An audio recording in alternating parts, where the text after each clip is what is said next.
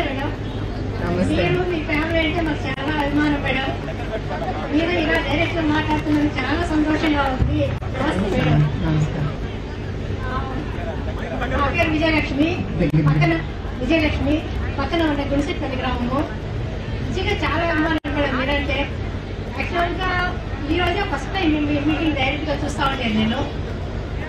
తర్వాత ఇంకొకటి, యాక్చువల్ గా మీ ఫ్యామిలీ మెంబర్స్ ఇక్కడ మీరు ఇంట్లో కూర్చున్నప్పుడు కానీ, భోజనం కూర్చున్నప్పుడు కానీ, యాక్చువల్ గా కలిసినప్పుడు సార్ గారు, బాబు గారు అంటే మాకు చాలా అభిమానము. ఏ విషయాల మీద చర్చించుకుంటారు? మేము మాకు కుటుంబానికి ఆయన ఇచ్చేదే తక్కువ టైం. మీ అందరికీ తెలుసు. ఆయనకి ఎప్పుడు ప్రజల్లో ఉంటే చాలా సంతోషం. మేము గడిపే ఆ కొంచెం టైము ఆయన ఒక్కొక్కసారి భయపడతారు. ఎందుకంటే మళ్ళీ ప్రజల అని మేము అంటాం. మా గురించి ఆలోచించరేంటి, మా గురించి అడగరేంటి అని అంటారు. సరే, అది మొదలు పెడతారు, తప్పదని. మన మహిళలం కదా, కొంచెం ఉంటుంది, మన మీద ఆలోచన ఉండాలి మన ఆయనకని. సరే, అది మొదలు పెడతారు. అటు తిరిగి ఇటు తిరిగి అన్ని మాట్లాడతా మళ్ళీ ప్రజల దగ్గరికి వస్తారు, మీ దగ్గరికి. రాష్ట్రాన్ని అభివృద్ధి చేయాలి.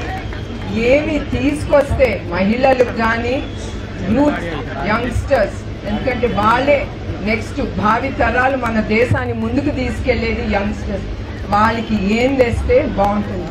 అందుకే మీరు చూస్తుంటారా, ఇన్నుంటారు విజన్ 2047 గురించి. ఆయన అన్ని దాంట్లోనే ఆయన ఎప్పుడు ఆలోచన ముందు ఉంటుంది. ఈ ప్రభుత్వం ముసలాయన అంటారు. ఈ 2047 కూడా వాళ్ళు ఆలోచించలేరు. అంత ఉంది వాళ్ళ బ్రెయిన్ లో. ఆయన ఒక్కొక్కసారి లోకేష్ కంటే కూడా ముందు ఆలోచిస్తారు. ఆయన అంత షార్ప్. ఆయన ఎప్పుడు ఆంధ్రప్రదేశ్, ఈ దేశానికి ఏమి చెయ్యాలనేదే ఆయన ఆలోచన. సో మా డైనింగ్ టేబుల్లో కూడా మాకు దొరికే కొంచెం సమయం కూడా అదే సరిపోతుంది మీ గురించి. థ్యాంక్ యూ అండి. మాట్లాడతారని మేడం గారు చెప్పారమ్మా. హృదయపూర్వకంగా సారు 100 సంవత్సరాలు సారు ఆరోగ్యంగా ఉండాలని, మరొక ముఖ్యమంత్రి కావాలని, 2047 నేను ఇంకోటి చెప్పాలండి. నేను ఒకటి చెప్పాలి. నేను ఎప్పుడు ఆయనతో ఏంటి ఎప్పుడు ప్రజలు అంటారు, కానీ నేను నిజం గెలవాలని ఈ ప్రోగ్రాం తీసుకున్నప్పుడు ప్రజలు కానీ, మన తెలుగుదేశం బిడ్డలు కానీ మీరు చూపించే గౌరవం, ప్రేమ నేను మర్చిపోలేను. అట్లాంటి గౌరవం, ప్రేమ మీరు తప్పకుండా ఇంకా ఎక్కువ చూపిస్తారు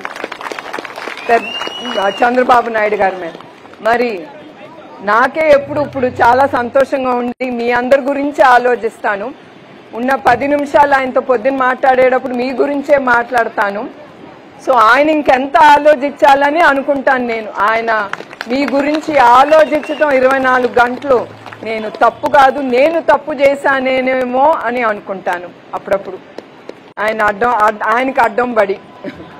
నమస్కారం.